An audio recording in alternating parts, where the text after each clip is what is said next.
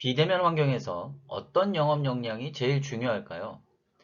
이를 이렇게 질문을 좀 바꿔볼 수도 있을 것 같습니다. 비대면 환경에서 어떻게 하면 고객과의 커뮤니케이션을 보다 세련되고 효율적으로 할 수 있을까요? 결론부터 말씀드리면 질문 역량에 달려 있습니다. 이를 조금 더 구체적으로 살펴보도록 하겠습니다. 첫 번째는 전략적 측면과 두 번째 전술적 측면으로 나눠볼 필요가 있는데요. 전략에서는 결국 산업의 이슈, 고객의 이슈, 구매 영향력자들의 이슈를 살펴봄으로써 메시지를 도출하는 데 목적을 두어야 되고요.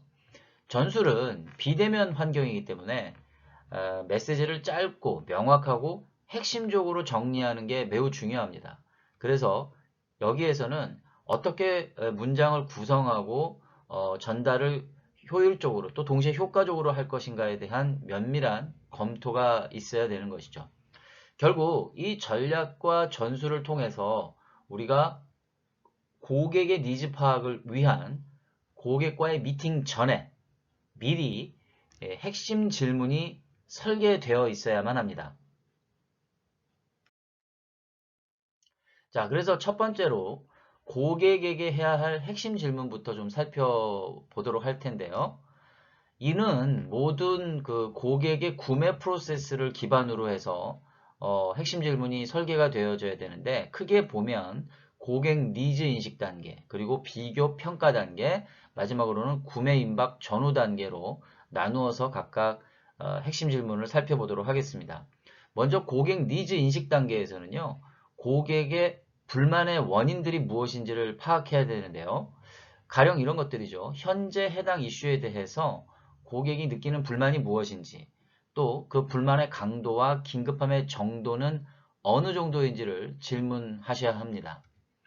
두 번째, 비교 평가 단계에서는 솔루션 선정 기준을 포함한 질문들을 하셔야 되는데요.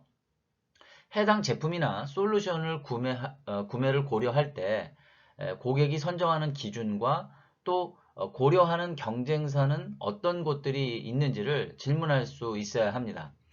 마지막으로는 구매 임박 전후 단계, 즉 불안과 후속 조치에 대한 여러 가지 니즈들이 고객에게 있을 수 있기 때문에 이러한 질문을 하셔야 되는데 구매 전후 여전히 남아있는 불안 요소는 무엇인지, 또 납품 완료 후에 AS 체계는 어떻게 하면 좋을지에 대한 질문들을 하시면 되겠습니다. 두 번째는 스스로에게 해야 할 핵심 질문이 되겠는데요. 자, 첫 번째는 고객은 경쟁사가 아니라 왜 우리에게서 구매해야 하는가? 두 번째, 고객에게 우리의 메시지가 경쟁사들과 동일하게 취급되지 않으려면 어떻게 해야 하는가? 세 번째, 우리의 제품과 솔루션은 고객의 문제를 어떻게 해결할 수 있겠는가? 이와 같이 이 세 가지의 스스로에게 해야 할 핵심 질문을 스스로 답변을 하면서 매 순간 고객을 만날 때마다 이 질문에 대한 답변을 어느 정도 마련을 하고 고객에게 접근해 들어가야 된다는 것이죠. 자, 그래서 결론을 좀 맺어보면요. 고객의 니즈를 파악하는 데 있어서 고객의 구매 단계에서 반드시 놓치지 않아야 할 고객 및 자사에 대한 핵심 질문이 사전에 미리 설계되어 있어야 합니다.